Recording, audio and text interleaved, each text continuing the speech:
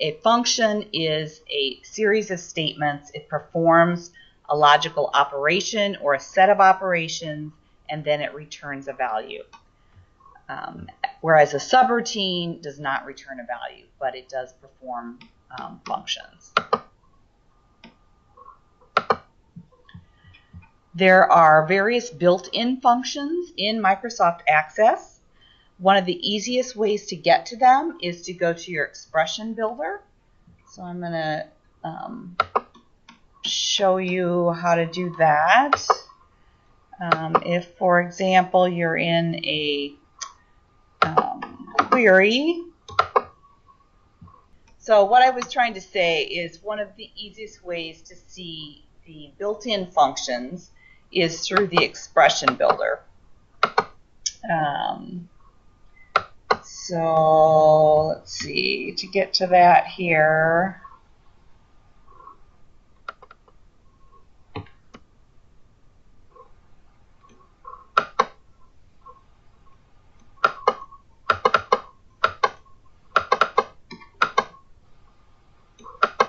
I'm going to try a different way here. I'm going to go into a form.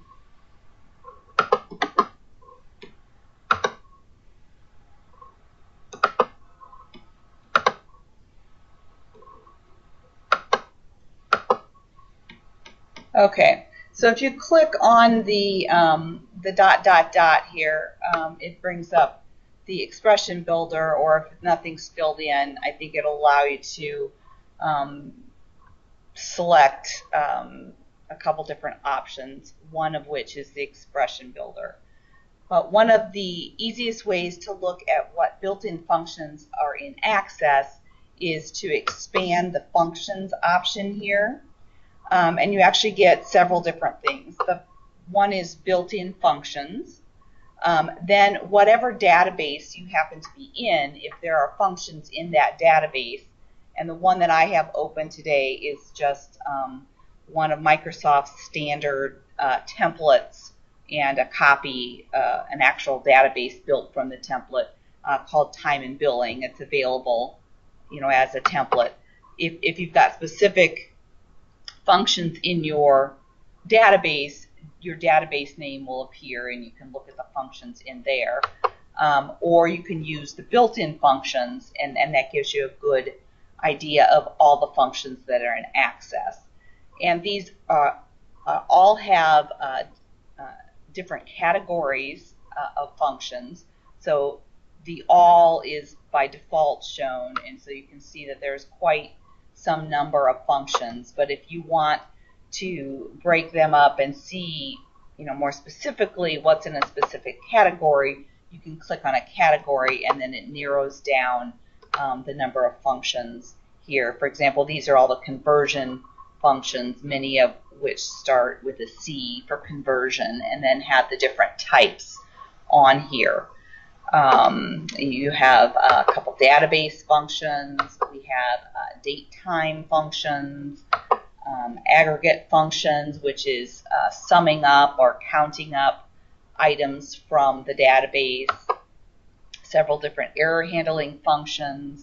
We have some financial functions, and this is a good time to say, while Access has a lot of built-in functions, it does not have near the quantity of functions as, say, Excel does. Excel has a much broader base of built-in functions than Access does.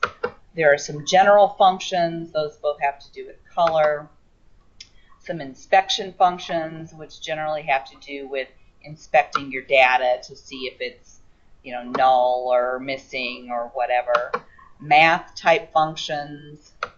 Messages, we've got your message box and your input box, which allows you to actually get input back from the user. Program flow, and you probably have used, for example, the if function, and you can see when you click on the individual function, you can see the syntax for it down below here. You've probably used the if function in queries before, possibly. SQL aggregate functions, which are things like averages and sums, and then text functions. And Access is pretty good about the text functions. There's lots of different text functions available. So anyway, the expression builder here and browsing on built-in functions is a great way to get, a list of things and what they are. You can also start using them. For example, if you do one that's got a few things in here,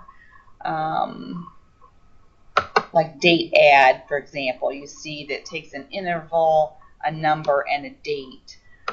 You can, and I'm going to just cut this because I don't want to unglue this. You can start typing here, and it will start filling for you. And notice it does the help up here as you start, so that you know what you're doing a little bit. If you understand what the variable names are, you don't have to click on things. If you were just to start typing, it will also give you this help.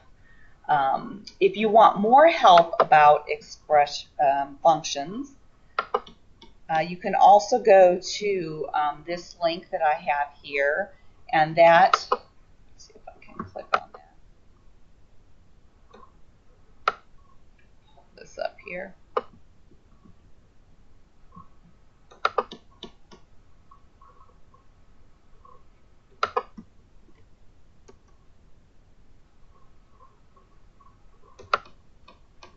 This has a list of categories, and then as you go into each function, you can get more information about everything that's going on. What the different arguments are, what is meant by them, whether or not they're optional or not. There's usually an example of them. And when the presentation is done today, I will publish my PowerPoint here as a PDF so that you can have this link. Let me also copy this link over here to the I don't know why that's so big, very interesting. If you ignore the little dot there, that should give you this link here as well. So you could maybe copy that and paste it if you want it right away. And again, here I listed the different categories of the built-in functions.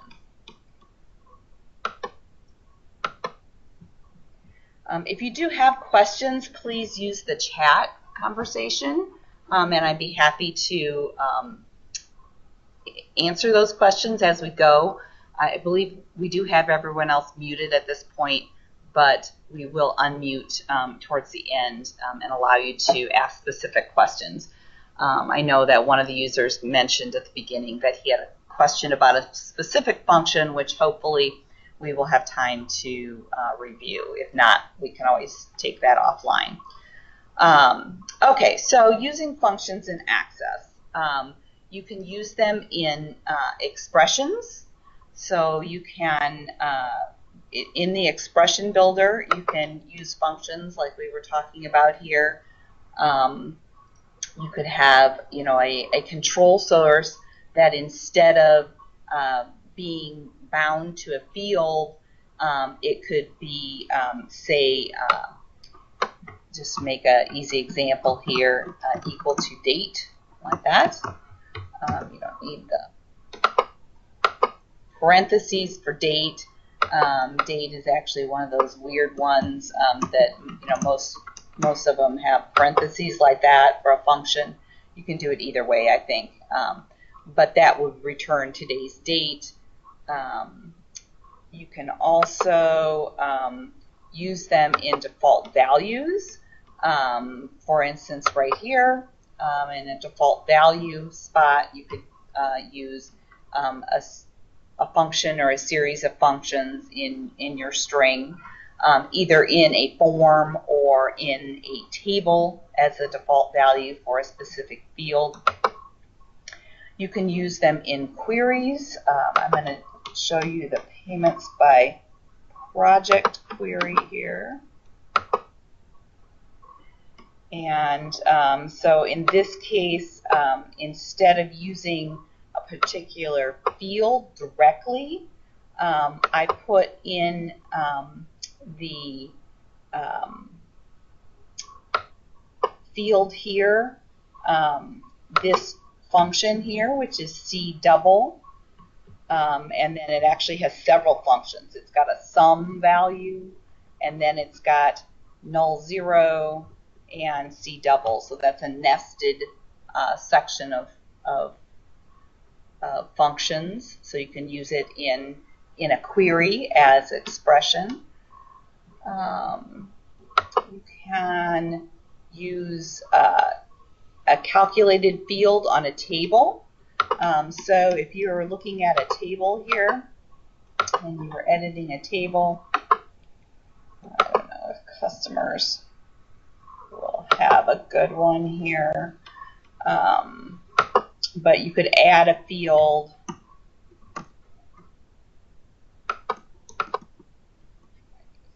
Me because I have something open here. Let's close a couple things here.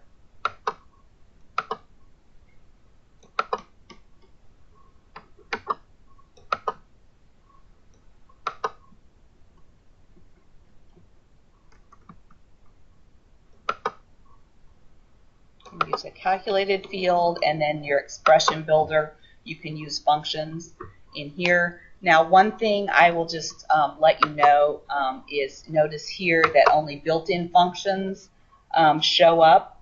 You don't get the functions from your database.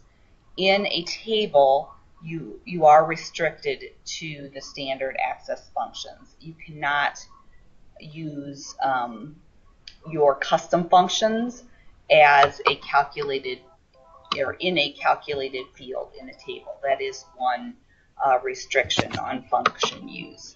Most other places in Access, all of these other places, expressions, default values, queries, forms, and code, you can use your own custom functions as long as you define those functions in a module and make them public. So in general, what I do with custom functions, and we're going to talk more about those in the next screen, but if I'm only going to use them in a specific form or report, then I put the code in that form or report, and then that form or report has access to that custom function.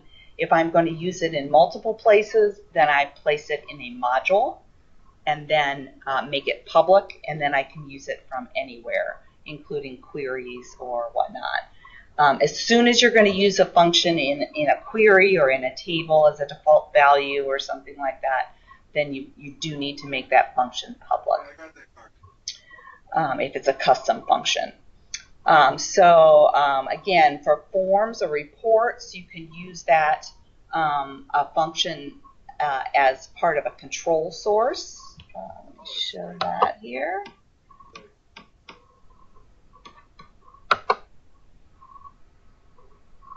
I think it was project details. Yes.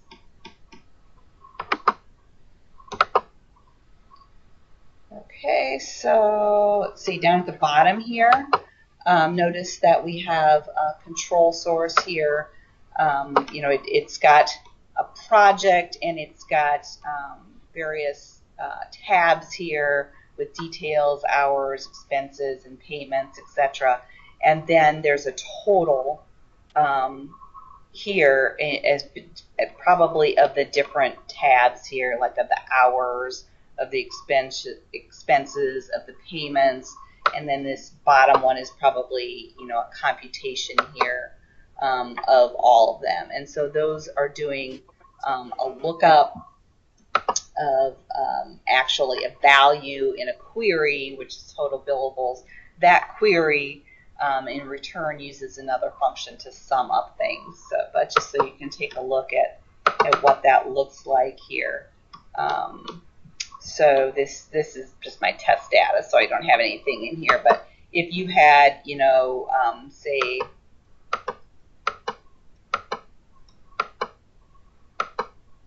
put a couple things in here. Oops, I'm not going to work 50 hours in one day. Let's work 10 hours, and then we'll say yesterday. I don't know why I've got the 9th here, but I got 20 hours. So I think that probably if we took a look here, it may not be set to recompute. I don't know. Maybe we have to have some work codes in here. Again, this is not something I wrote here, but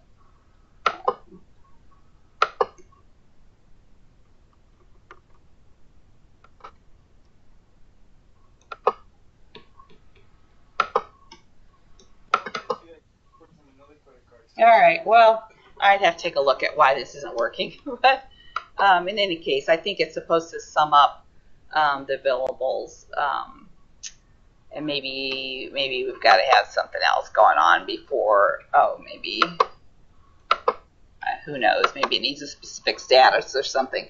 Anyway, the point is you can, you know, display on a form using functions here. And then, of course, you can call functions from code. And you do that, you know, and I will demo that in just a minute, because we will do that with our custom functions. But you can, besides custom functions, you can do that with the regular functions as well in Access. So one trick that I wanted to demo here in forms is you can use a function on the event portion. And let me just give a little example here. For example, on this project list form, if you click on, look here at the events, if you double click on the project name, or if you double click on the customer, there happens to be an embedded macro that appears here. The category, priority, and status are not set. But let me just show you what I mean here. So if you double click on the project name, it opens up the project. If you double click on the customer, it opens up the customer. So I like to, when I have forms that are in the mode here where we've got one line per record, I like to often, if there's detail, make it so that if you double click on any field in that form, it opens up the detail. And of course, you know, customer and owner, it makes more sense for it to open up details about the customer or the owner. But, you know, in the priority or status, maybe we want the details of the project to open up. So you could, of course, do that, you know, with macros by, you know, taking this embedded macro here and going in and saving that as a named macro and then calling that named macro. But you can also, and I'm not going to, you know, write the code, but you can also, let's go ahead and create a function here, custom function.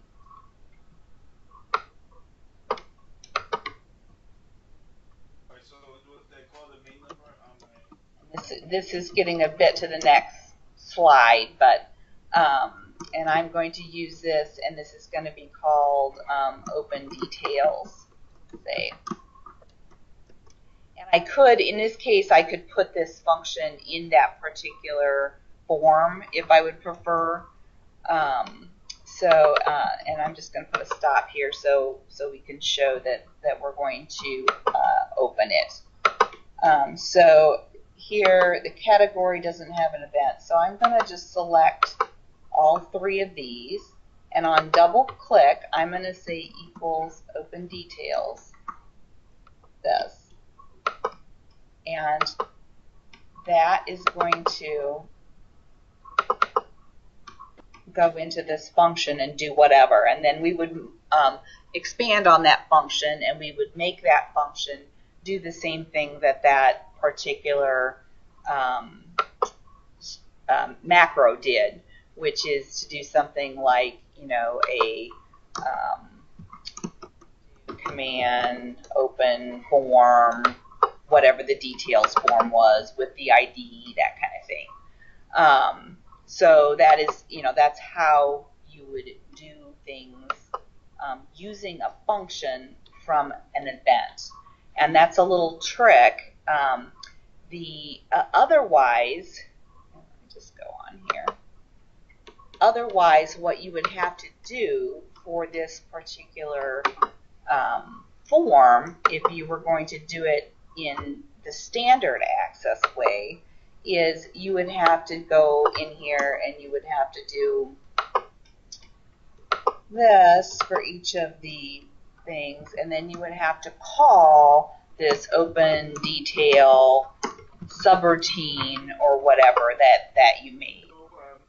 And you'd have to have 3 different, or however many fields you had, double-click events, and you'd have to put that subroutine in each of them. It's much simpler to use a function in that case, and to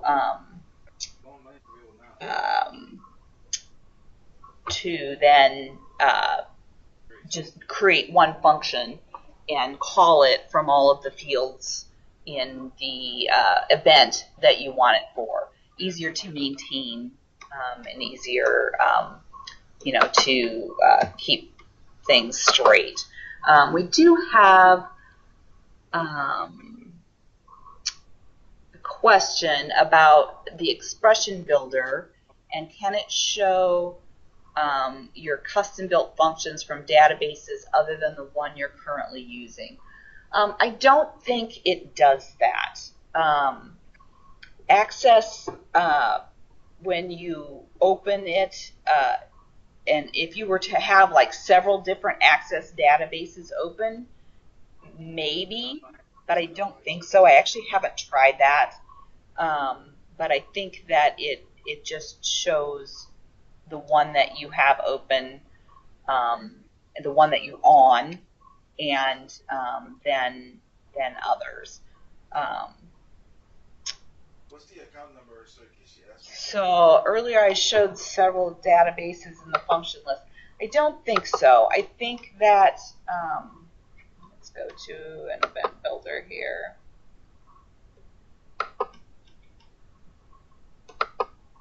So this is the web services, and I have to be honest, I don't know what that is, and I don't know how to use that. If anyone does, let me know, but it shows just the built-in functions and then your current database. Let's just verify that. Let's open another database. Let's open our contacts database. I probably have to get out of this before it'll open. That we used last time, and then I'll take a look here to see. But I'm almost positive here that we will only get the current database. Yep.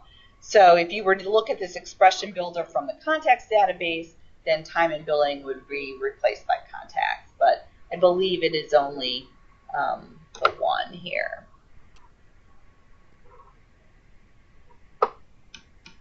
All right. Okay, so to continue here.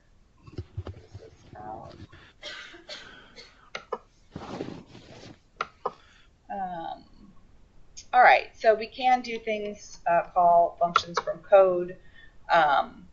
Again, I usually put functions, custom functions in the code behind where you use them. So if you were using functions like we were talking about a function here in only this project list form, so I probably should do that for good form here. Then I would put it like this one here. I would put it in that form.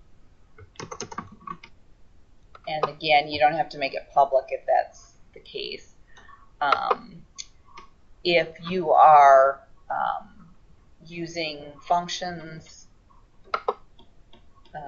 globally, if you're using them in a query or someplace other than in one specific form, then you need to put that in a module. And if you haven't used modules before, you simply right-click on your database and you insert a module, and that then creates a module like this. And those then, as long as you make them public, you can use those anywhere. I must take just a second here to go over, how you might debug a function that you write. You may be used to, with stored procedures, hitting the run. You can only do that with subroutines. You see it says run sub. So for functions, excuse me, the way to do that is through your immediate window.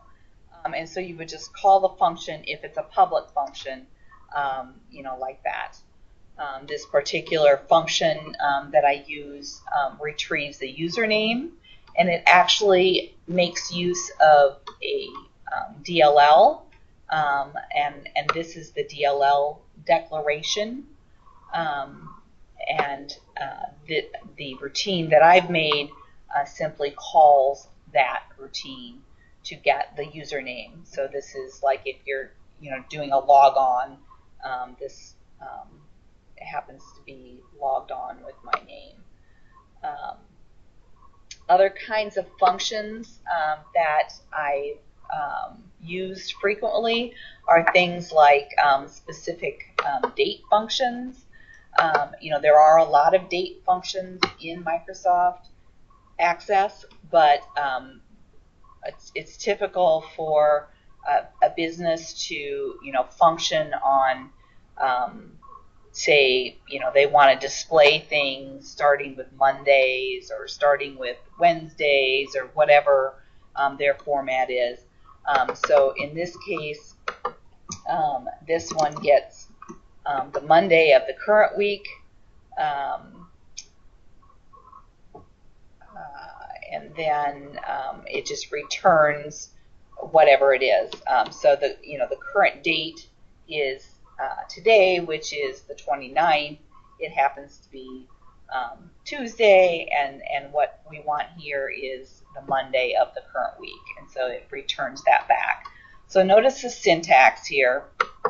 You have the public, which is optional, that's depending upon where you want to use it. You have function instead of sub, and the function word is at the beginning in the declaration and at the end. You have the name of the function followed by parentheses, and then inside the parentheses are optional parameters, like this function down here has a parameter dt date and the type as date. You don't have to pass in parameters. And then the last part of the syntax of a custom function is what is returned from that function itself, as far as the type of information. And in these cases, it's date. In this case, it was a string. If you remember from our earlier example, this one doesn't have anything, which means that this doesn't really return anything. So that is an example of a function that doesn't return something. I'll just say at this point, it's always a good practice to, wherever your function is, if it is supposed to return something, for you to make sure that it does. Notice here that in all cases we return a value for that. In this case, we've got different parts. Quarter is always going to be 1, 2, 3, or 4, but you might have a case else, just as the default, or you might specify to make things cleaner a starting value for your function. And with dates it's a little hard because you may not want null dates, but for integers you might want a starting value of 0 or something, and then if it doesn't hit setting the function at all places in your code, then you would at least have your starting value to return to that. Other typical, here's a quarter start. So here we take whatever the date they pass in, and let's just pass in today's date, 11/29/2016. I'm used to being SQL here. So this is the quarter starting date, the beginning of the quarter for the current date. And then this other one, Q ending, is the end of the quarter, which is 12/31. And taking a look at these two functions, they're really very similar. The only difference is that what this does is takes a quarter and adds 1 quarter to that. So it really gets essentially the same as Q start, and then uses a date add function, which here is a non-custom function. This is a general function. This is also a general function in Access. So you just call them with the parentheses and then the parameter. You don't want to call them just as, you don't want to do date add like that. You want to always be whatever date equals, because they're going to return something. It's not a statement that just does something. It's a statement that returns something. It's a function. So you always want to put the function call to the right side of an equal sign in your line of code. Anyway, so this particular function basically adds a quarter to the same quarter that code we would get in getQStart, so that it would have the starting date of the quarter after the one we're in, and then it subtracts 1 from that, and then that becomes the quarter ending date. So that's nice because what happens there is that we've got whether our quarter ends in 30 or 31 or whatever the value is, it's able to find that easily. Other types of custom functions that I've used are functions in a form for validation, so that each field, or maybe when we are trying to, before we update the record, I might have a function that returns a Boolean value to see whether or not all the fields on the form are valid. I've used functions that usually after a specific field is updated, where you check to see if that is already entered in the database, so that you can avoid duplicate entry in a tighter manner. Often in things like user entry, especially of longer fields like notes or things like that, removed unwanted characters. You can use the replace function. For example, if you allowed them to type in and you didn't want, say you were talking about a file name and you didn't want them to have a period in their file name because you were going to put the extension on and you didn't want them to mess with that, then you might replace the string that they had, and I'm just going to put some text in here.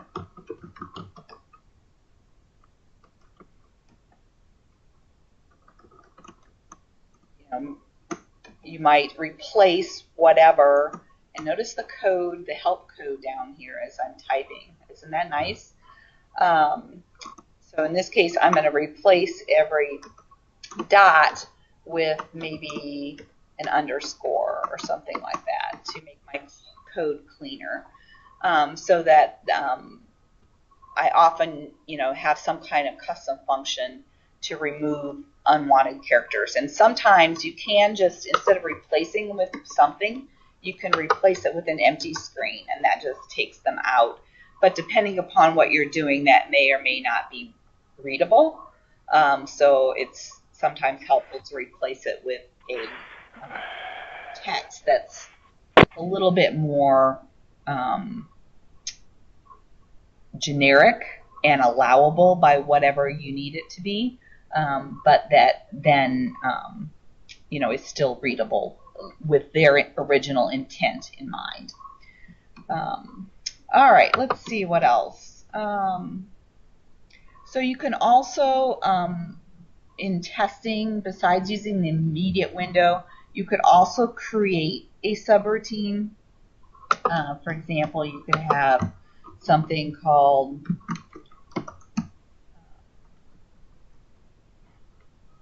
this, where you did something like quarter ending, and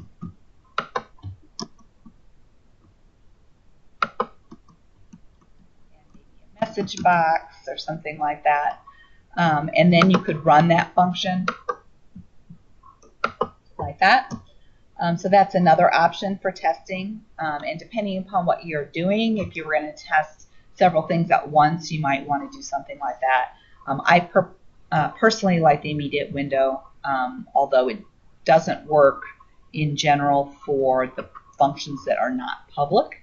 So if you're in a form and you're trying to test out a non-public function, you can either temporarily make it public and do your testing and then make it unpublic, or you can use a subroutine in that form and run that to test it. All right, I think that is about all that I wanted to cover today. Again, I have a couple resources. I have the list that we looked at earlier, access functions by category. And then I will also point you towards the video that the Denver Access Area User Group did last year. It's recorded. It's one of our Access User Groups, the Denver one. And they've got one called VBA Functions, and More Functions. And while that covers some of the same things that I covered today, it goes into a lot of detail with a lot of samples of the access standard functions and how some of those work.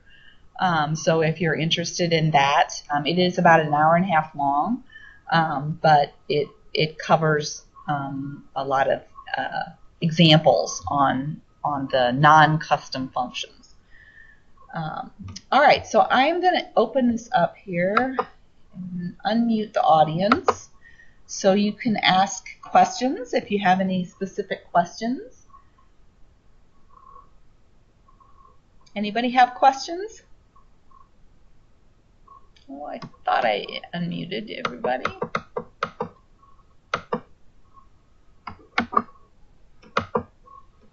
Didn't work too good.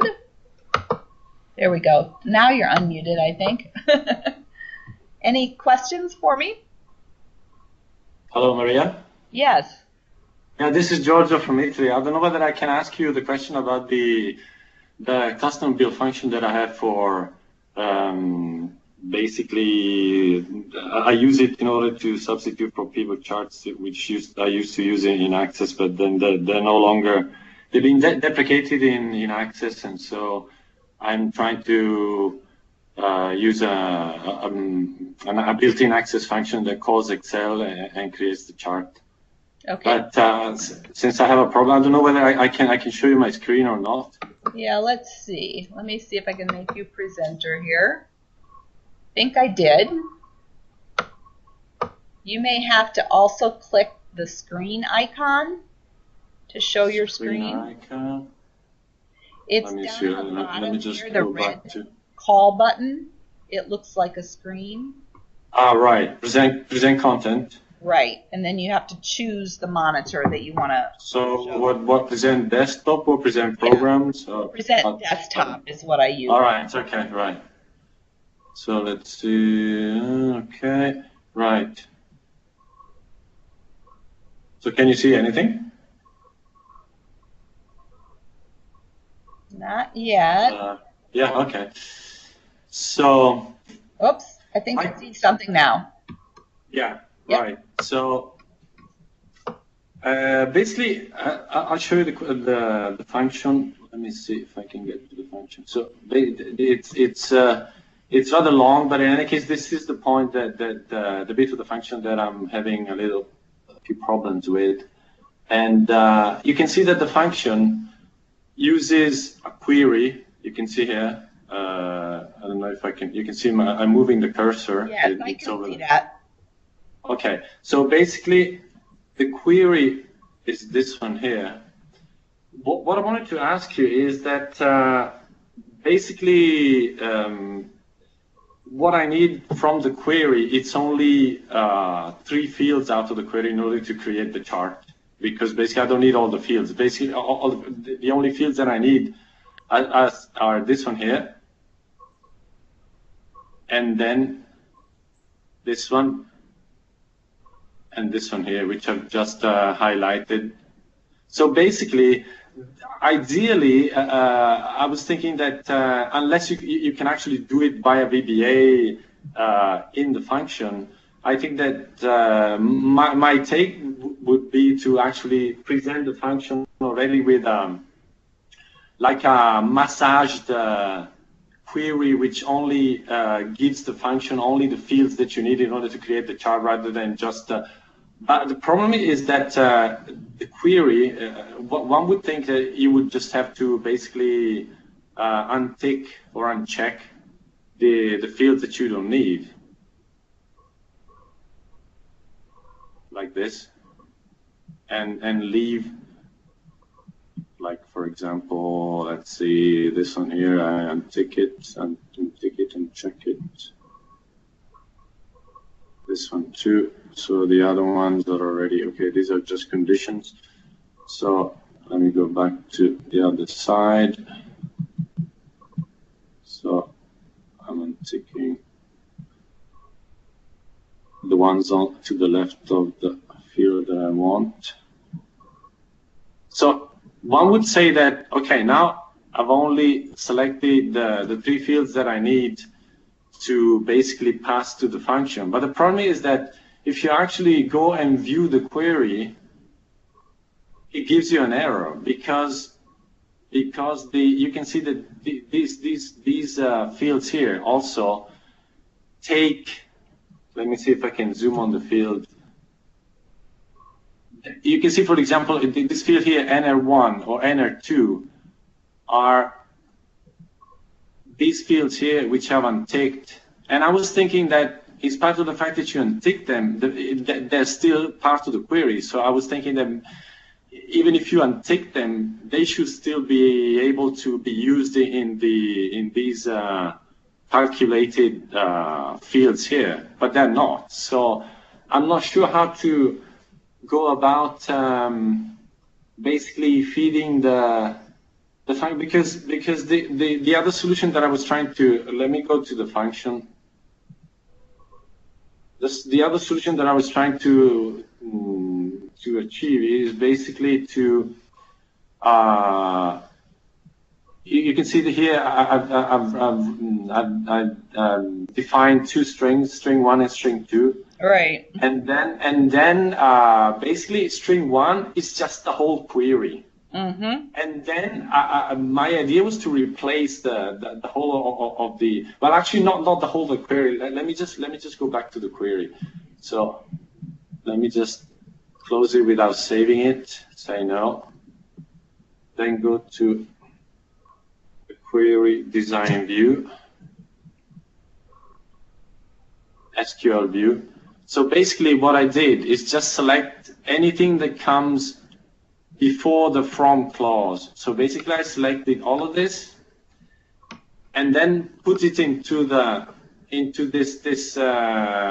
basically the after the equal sign of string 1. So basically everything that is in the whole query, all the fields before the from clause is in this one. So but because I only need three fields out of all the fields of the query, I was thinking of using like this replacement string here, which basically selects only the 3 fields that I need. So but I'm back with the same problem because basically you can see here.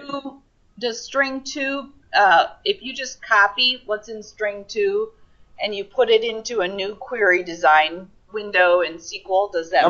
No, you see, the string 2 is just the select clause. It misses everything that comes after the select. It misses the from. It misses like. Let me go back to the. You see, it's just the top part. Everything that comes after the select is not part of what I copied in string 1. Okay. So I was just trying to find a way to basically be able to because. So I think what you probably want to do is make a copy of that entire query that you have, and there's no reason you need to have it in string. We might as well just make a new query of it. So let's go back to the query that you were copying stuff off of. Yeah. Okay. Let's copy this entire thing, or the. But it's already a query. You can just use its name, which is query 1 AX. We want to make another one and modify it. You don't want to wreck this one, right? Because it's used someplace. Right. Okay. So that's basically what I needed is if I go back into the design view, it's just this query with lots of fields unticked and then save it. But the problem is that it doesn't allow you to save it. Yeah, that's because it's not correct yet. So you need to make it correct. And the problem is that if you've only got a couple fields, if you've only got 3 fields, then you can't have any fields that you don't have selected be part of your group by. They can't be listed. Can you? Well, we can actually tamper with this one and then save it with another name. So I don't need to. Okay. Yeah. So if I were going to do that, instead of unclicking or unchecking those with the group by, I would delete those, the ones that you don't want. Yeah, but the problem is that these fields, the ones that you're supposed to delete, are used in the fields that I need. Like, for example, this one. If you see, if I zoom in, you can see that it uses these 2 fields here, which are actually the ones that a couple of fields that I'm supposed to delete. So I need them.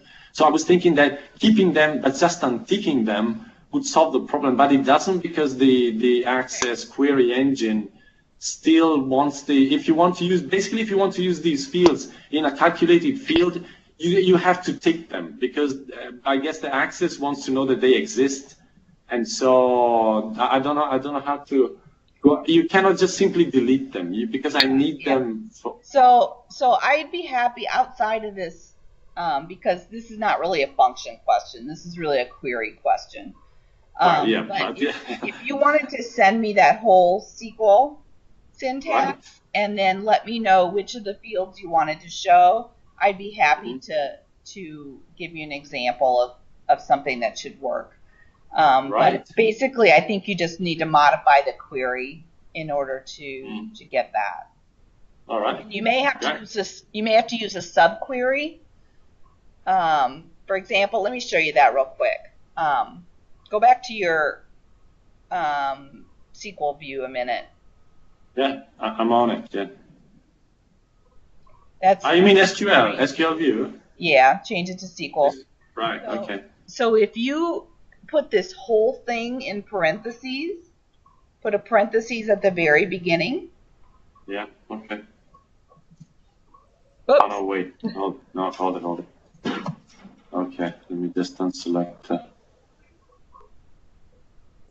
Okay. Right. And then But at and one of the before the semicolon, yeah. Yeah. And then do something like as a. All right, and now before your first parentheses, and you can put the last semicolon at the end there, probably. It'll put it for you, but.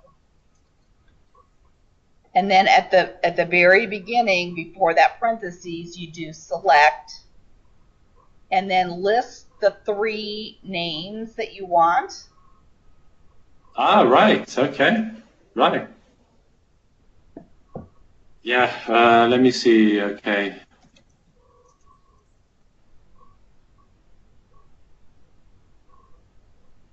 So the name this is one, and this is okay.